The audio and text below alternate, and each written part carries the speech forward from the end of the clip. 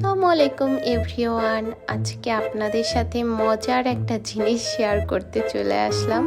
তো ভিডিওতে দেখতেই পাচ্ছেন যে এখানে কিছু কালির পাতিলহাঁড়ি রয়েছে।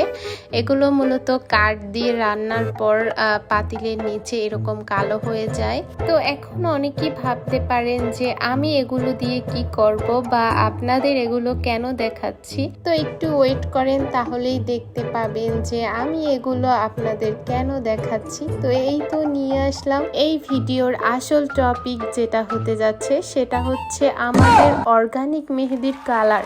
জাস্ট কালারটা দেখেন, কালির পাতিলহাঁড়িও কিন্তু হার মানবে আমাদের অর্গানিক মেহেদির কালারের কাছে। আর আপনারা কিন্তু আমাদের কাছে হাতের এবং নখের দুই ধরনের মেহেদি পেয়ে যাবেন এবং মেহেদির সাথে পেয়ে যাচ্ছেন কালার গ্যারান্টি।